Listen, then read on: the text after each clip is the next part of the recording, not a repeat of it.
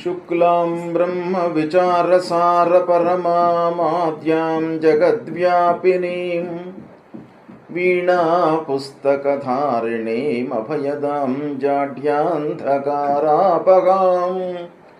हस्ते स्फाटिकमालिकां विदधतीं पद्मासने संस्थितां वन्दे तां परमेश्वरीं भगवतीं बुद्धिप्रदां शारदां। श्री महागणाधिपतये नमः। श्री महासरस्वत्यै नमः। శ్రీ గురుభ్యో నమః. 2025వ సంవత్సరానికి స్వాగతం. ప్రేక్షకులకు, శ్రోతలకు అందరికీ కూడాను 2025వ సంవత్సరము శుభాకాంక్షలు తెలియజేస్తూ, ఈ 2025వ సంవత్సరము అందరికీ కూడాను సుఖ సంతోషాలతో ఉండాలి అని చెప్పేసి ఆ భగవంతుణ్ణి ప్రార్థిస్తూ, 12 రాసులు ఈ సంవత్సరంలో 12 రాసులలో జన్మించినటువంటి వారికి ఈ 2025వ సంవత్సరంలో గోచార ఫలితాలు ఎలా ఉంటాయో తెలుసుకుందాం. 2025వ సంవత్సరంలో మీనరాశిలో జన్మించినటువంటి వారికి గోచార ఫలితాలు ఎలా ఉన్నాయో తెలుసుకుందాం. ముందుగా ఏ నక్షత్రము ఏ పాదంలో జన్మించినటువంటి వాళ్ళు మీనరాశి కిందికి వస్తారు అనేటువంటి విషయము చూసినట్టయితే, పూర్వభాద్ర నక్షత్రం 4వ పాదంలో జన్మించినటువంటి వాళ్ళు, ఉత్తరాభాద్ర నక్షత్రం 1, 2, 3, 4 పాదాల్లో జన్మించినటువంటి వాళ్ళు, రేవతి నక్షత్రం 1, 2, 3, 4 పాదాలలో జన్మించినటువంటి వాళ్ళందరూ కూడాను మీనరాశి కిందికి వస్తారు. అంతేకాకుండా జన్మ నక్షత్రము, పాదము, సమయము, తేదీ తెలియనటువంటి వాళ్ళు ఎలా రాశి ఫలాలు చూసుకోవాలి అనేటువంటి విషయాన్ని మనం ఆలోచించినట్టయితే, వ్యవహార నామాన్ని మనం ప్రధానంగా తీసుకోవాలి. అంటే వాళ్లను లోక వ్యవహారంలో నలుగురు ఏ పేరుతో పిలుస్తున్నారో ఆ పేరులో ఉన్నటువంటి ప్రథమాక్షరాన్ని మనం తీసుకొని తదనుగుణంగా రాశి నిర్ధారణ చేసుకొని రాశి ఫలాలు చూసుకోవాలి. అందులో మనకు శాస్త్రంలో కొన్ని అక్షరాలు ఈ రాశితో ముడిపడి ఉన్నాయి అనేటువంటి విషయం మనకు చెప్పబడి ఉంది. కాబట్టి ది, దు, షం, జ, థ, తే, దో, చ, చి అనేటువంటి ఈ 9 అక్షరాలతో ప్రారంభమయ్యేటువంటి వ్యవహారనామం కలిగినటువంటి వాళ్ళందరూ కూడాను ఈ మీనరాశి కిందికి వస్తారు. అయితే 2025వ సంవత్సరంలో ఈ సంవత్సరం మొత్తం కూడాను ప్రభావితం చేసేటువంటి గ్రహాలు 4 గ్రహాలు ప్రధానంగా మనం చూస్తుంటాం. గురు, శని, రాహువు, కేతువు. ఈ 4 గ్రహాల యొక్క సంచారము ఏ స్థానాలలో ఉన్నాయి, మీనరాశి జాతకులకు ఏ స్థానాలలో ఈ 4 గ్రహాలు సంచరిస్తున్నాయి, ఆ గ్రహాల మూలకంగా ఎలాంటి ఫలితాలు ఉద్భవిస్తున్నాయి అనేటువంటి విషయాన్ని మనం చూద్దాం. ముందుగా బృహస్పతి, దేవగురు అయినటువంటి బృహస్పతి గురుగ్రహం యొక్క అనుగ్రహం బాగా ఉండాలి. ఆ గురువు యొక్క సంచారము మనకు తప్పకుండా ప్రభావం చూపిస్తుంది. అయితే మీనరాశి వారికి రాస్యాధిపతి అయినటువంటి ఆ గురువు 14 మే 2025 వరకు 3వ స్థానంలో సంచరిస్తున్నాడు. అంటే రాస్యాధిపతి, దశమాధిపతి 3వ స్థానంలో సంచరించడము కొంతవరకు ప్రతికూలమే. అంటే రాస్యాధిపతి, దశమాధిపతి ఆ కాంబినేషన్ మంచిదే అయినప్పటికీ గోచార రీత్యా 3వ స్థానం ప్రతికూలం గనుక ప్రతికూల ప్రభావం ఎక్కువగా చూపిస్తాడు ఈ సమయంలో. ఎప్పటి వరకు? 14 మే 2025 వరకు. తృతీయ స్థానంలో సంచరిస్తున్నటువంటి సమయం లోపల చేసేటువంటి వృత్తి లోపల మనకు ఇబ్బందులు కలిగే అవకాశాలు ఉంటాయి. మనం తొందరపాటు నిర్ణయాలు తీసుకోవడం మూలకంగా మనం చేసే పనులపై వాటి యొక్క ప్రభావం బాగా ఉంటుంది. కనుక మీరు ఈ సమయంలో 14 మే 2025 లోపుగా తొందరపాటుతో నిర్ణయాలు తీసుకోకండి. 4 సార్లు ఆలోచించి నిర్ణయాన్ని తీసుకోండి. ఇకపోతే వృత్తి లోపల మార్పు కూడాను గోచరిస్తుంది ఈ సమయంలో. అంటే మనం చేసేటువంటి వృత్తిని వదిలి వేరే వృత్తిలోకి వెళ్ళటము, లేదా ఉన్నటువంటి ఆ ఉద్యోగంలోనే వేరే ఒక ఆవగేషన్, వేరే పని మనకు అప్పచెప్పడం అధికారులు, ఆ సంస్థలో ఉన్నటువంటి వాళ్ళు, ఇలాంటివి జరిగే అవకాశాలు ఉన్నాయి. స్నేహితులు బంధువులతో కలహాలు తప్పవు, కాబట్టి వారితో కొంచెం జాగ్రత్తగా ఉండండి. శారీరక శ్రమ ఎక్కువగా ఈ సమయంలో మీకు గోచరిస్తుంది. అంటే ఆఫీసులో ఉద్యోగస్తులకు వర్క్ లోడ్ పెరుగుతుంది. వ్యాపారం చేస్తున్నటువంటి వాళ్లకు కూడాను ఆ వ్యాపార నిమిత్తమై వర్క్ లోడ్ పెరుగుతుంది. క్రయ విక్రయాల మూలకంగా కొన్ని ఇబ్బందులు ఉన్నప్పటికీ మీకు ఫలితము అనుకూలంగానే ఉంటుంది. అయినను వృధా శ్రమ అనేటువంటిది ఇక్కడ బాగా గోచరిస్తుంది. కాబట్టి దాన్ని తగ్గించుకోవడానికి మీరు ప్రణాళికలు వేసుకోండి. ఒక ప్లాన్ ప్రకారంగా మీరు ముందుకు వెళ్ళినట్టయితే ఈ శ్రమను తగ్గించుకోగలుగుతారు. ఇక ప్రారంభించినటువంటి పనులలో ఆటంకాలు, ఆలస్యము గోచరిస్తుంది. తద్వారా మీరు అనుకున్న నిర్ణీత సమయంలో పనిని పూర్తి చేయలేరు. తద్వారా ఏమవుతుంది, ఆర్థిక భారం మీ పైన పెరిగేటువంటి అవకాశాలు బాగా ఉన్నాయి. ముఖ్యంగా అనానుకూల ప్రాంతాలకు ఉద్యోగస్తులకు బదిలీలు ఈ సమయంలో కలిగే అవకాశాలు ఉంటాయి. అధికారులతో మీరు స్నేహం పెంపొందించుకోండి. అధికారుల విమర్శలకు గురి కాకుండా మీ పనితనాన్ని గుర్తించేటట్టుగా మీరు వ్యవహరించుకోవడము ఈ సమయంలో చాలా అవసరము. ఇక 14 మే 2025 రోజున గురు భగవానుడు మిథున రాశిలోకి ప్రవేశిస్తున్నాడు. మిథున రాశిలోకి ప్రవేశించి 19 అక్టోబర్ 2025 వరకు కూడాను మిథున రాశిలో ఉంటున్నాడు. ఈ మిథున రాశిలో సంచారము మీనరాశిలో జన్మించినటువంటి వాళ్లకు అర్ధాష్టమ స్థానం అవుతుంది. ఈ అర్ధాష్టమ స్థానంలో సంచరించడం మూలకంగా కొన్ని ఇబ్బందులు తప్పుతాయి. అయితే ఈ అర్ధాష్టమ స్థానము ప్రతికూలమైనటువంటి ఫలితాలను ఇస్తుంది. కాబట్టి కొంత జాగ్రత్తగా మీరు నిర్ణయాలు తీసుకోవాలి. ముఖ్యంగా స్నేహితులు, చిన్ననాటి నుండి మీతో ఉన్నటువంటి వాళ్ళు, బంధువులు, పాలివాళ్ళు, వీళ్ళందరితో మీకు ఇబ్బందులు తలెత్తేటువంటి అవకాశాలు ఉన్నాయి. మిమ్మల్ని మిస్గైడ్ చేసేటువంటి అవకాశాలు కూడాను బాగా కనబడుతున్నాయి. అందరితో కూడాను వైషమ్యాలు, మనస్పర్ధలు, కలహాలు ఇవి తలెత్తుతాయి. కాకపోతే ఇంటి వాతావరణం కూడాను మీకు ప్రశ్నార్థకంగా ఉంటుంది. అనవసరమైనటువంటి చర్చల మూలకంగా భార్య, పిల్లలతో గ్యాప్ ఏర్పడేటువంటి అవకాశం ఉంది. పెద్దలు మీకు మంచి సలహాలు ఇచ్చినప్పటికీ మీరు స్వీకరించకపోవడము, వాటిని అమలుపరచకపోవడం మూలకంగా ఇబ్బందులను ఎదుర్కొనేటువంటి అవకాశాలు బాగా కనబడుతున్నాయి.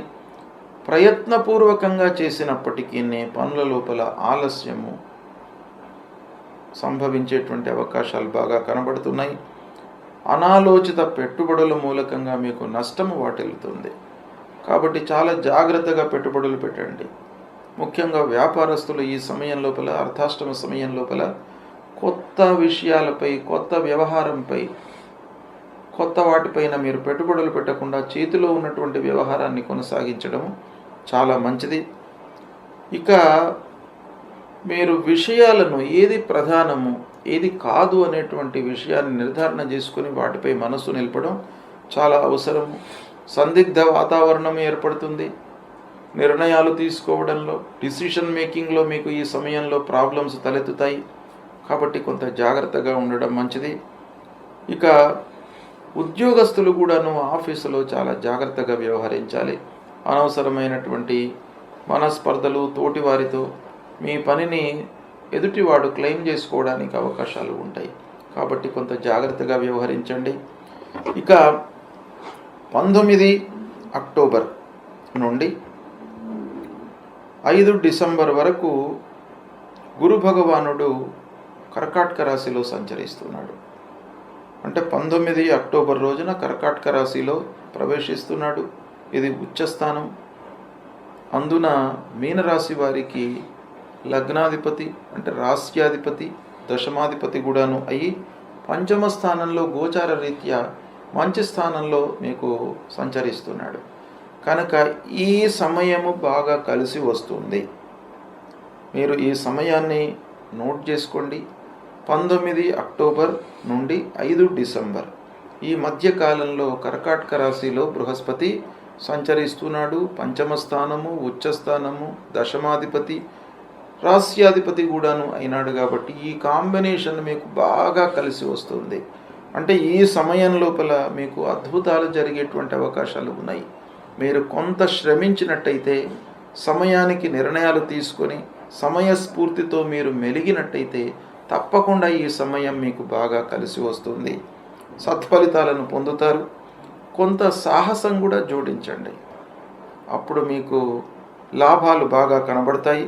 ఇంటిలో ఈ సమయంలో భార్యాపిల్లలతో కూడాను మీరు సౌఖ్యంగా ఉంటారు. ఇంటికి కావలసినటువంటి వస్తువులను అన్నిట్లను కూడాను కొనుగోలు చేస్తారు. విలువైనటువంటి వస్తువులను కొనే అవకాశం కూడాను ఈ సమయంలో ఉంది. అందరితో కూడాను మంచి మాట, సమాజంలో మీకు గౌరవ మర్యాదలు లభిస్తాయి. సుహృద్భావ వాతావరణము, పిల్లల విషయంలో మంచి నిర్ణయాలు తీసుకుంటారు. శుభకార్యాలకై బాట వేస్తారు. పిల్లల యొక్క వివాహం విషయం లోపల నిశ్చితార్థం కానివ్వండి, సంబంధం కుదర్చడం కానివ్వండి, మంచి సంస్థల లోపల వాళ్లను ప్రవేశము లభించేటట్టుగా మీరు ప్రయత్నాలు చేయడం, ఇవన్నీ కూడాను ఈ సమయంలో మీకు అనుకూలమైనటువంటి వ్యవహారం, అనుకూలంగా ఉంటుంది ఈ సమయం. ఇక మళ్ళీ డిసెంబర్ 5 తర్వాత వక్రరీత్యా మిథున రాశిలోకి వస్తున్నాడు, అర్ధాష్టమ స్థానంలోకి వస్తున్నాడు. అంటే 5 డిసెంబర్ నుంచి 1 జూన్ 2026 వరకు వక్రరీత్యా మిథున రాశిలో సంచరిస్తున్నాడు కనుక మళ్ళీ అర్ధాష్టమ స్థానంలోకి వస్తాడు. అర్ధాష్టమ స్థానం మళ్ళీ ప్రతికూలంగా ఉంటుంది. ఈ విధంగా గురు భగవానుడు మీకు కర్కాటక రాశిలో సంచరిస్తున్న సమయంలో బాగా కలిసి వస్తుంది. ఆ సమయాన్ని మీరు ప్రత్యేకంగా మీరు నోట్ చేసుకోండి.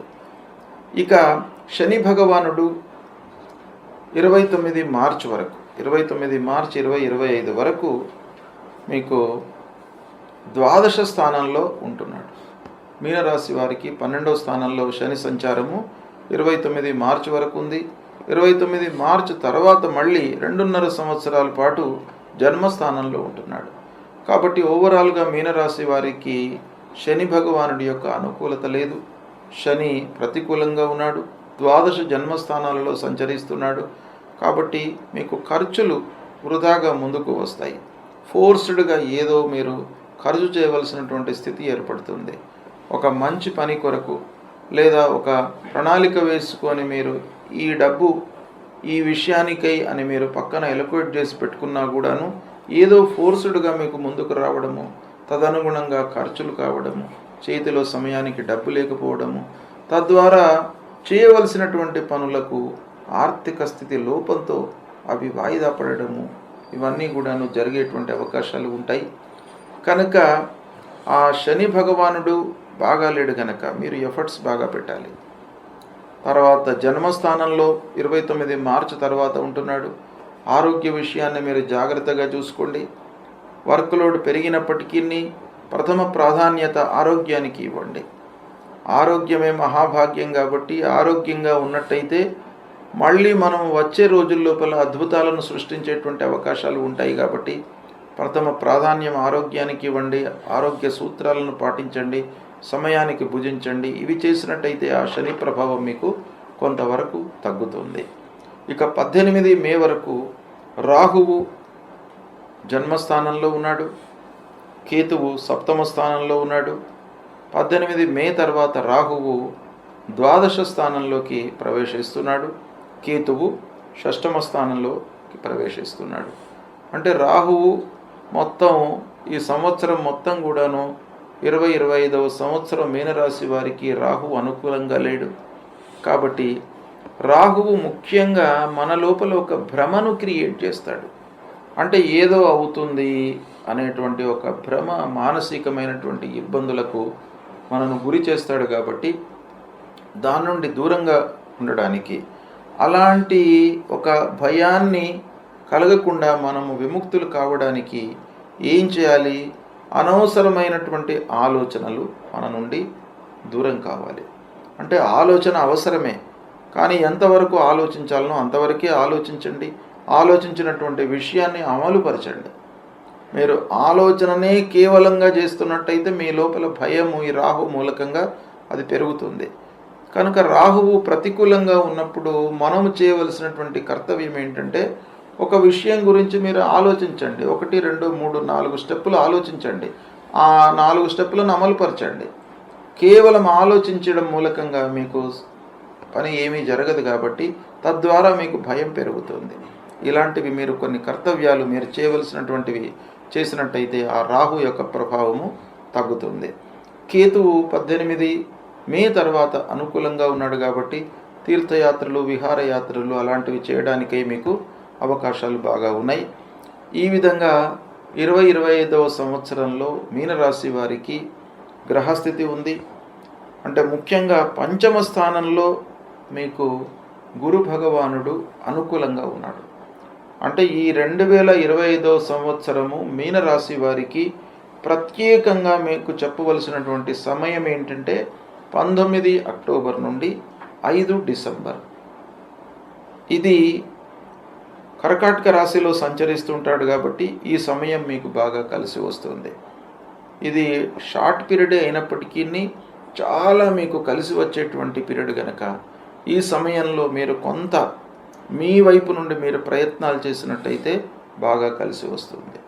ఈ విధంగా గ్రహస్థితి ఉంది మీనరాశి వారికి. అయితే ఓవరాల్గా మనం చూసినట్టయితే గురు భగవానుడు తృతీయ, చతుర్థ స్థానాలలో ప్రతికూలంగా సంచరిస్తున్నాడు కాబట్టి గురుగ్రహ ప్రీత్యర్థమై మీరు పరిహారాలు చేసుకోండి. గురువుకు ముఖ్యంగా సద్గురువులను సందర్శించుకోండి. భగవంతుడి గురించి మీకు బోధించేటువంటి వాళ్ళు సద్గురువులు, వాళ్ళ దర్శనం చేసుకోండి. ఆ భగవంతుడి ఉనికి గురించి, భగవంతుడి యొక్క స్థితి గురించి, ధర్మం గురించి ఎవరైతే బోధ చేస్తూ ఉంటారో వాళ్ళు సద్గురువులు కాబట్టి వాళ్ళను మీరు దర్శించుకోండి. వాళ్ళను దర్శించుకొని వాళ్ళ యొక్క ఆశీస్సులు తీసుకున్నట్టయితే ఆ గురు భగవానుడి యొక్క అనుగ్రహం లభిస్తుంది. ముఖ్యంగా తల్లిదండ్రులను సేవించండి. మాతృదేవో భవ, పితృదేవో భవ. ఈ ఇద్దరిని మీరు ఎప్పుడు కూడాను ఓవర్లుక్ చేయకూడదు. తల్లిదండ్రులను మీరు మరిచినట్టయితే, తల్లిదండ్రులను ఓవర్లుక్ చేసినట్టయితే మీకు భగవంతుడు అనుగ్రహించడు మిమ్మల్ని. కాబట్టి తల్లిదండ్రులకు సపర్యలు చేయండి. వాళ్ళ యొక్క యోగక్షేమాలు తెలుసుకోండి. వాళ్ళ యొక్క ఆరోగ్యానికి ఎలా ఉంది, ఏంటి, వాళ్లకు మందులు, వ్యాపకము ఏం కావాలి, ఇవన్నీ కూడాను మీరు తెలుసుకున్నట్టయితే ఇండైరెక్ట్గా మీకు ఆ భగవంతుడు ఈ తల్లిదండ్రుల రూపంలో మీకు అనుగ్రహిస్తాడు. కాబట్టి అది చేయండి. దాని తర్వాత శని కూడాను 12 జన్మస్థానాలలో సంచరిస్తున్నాడు.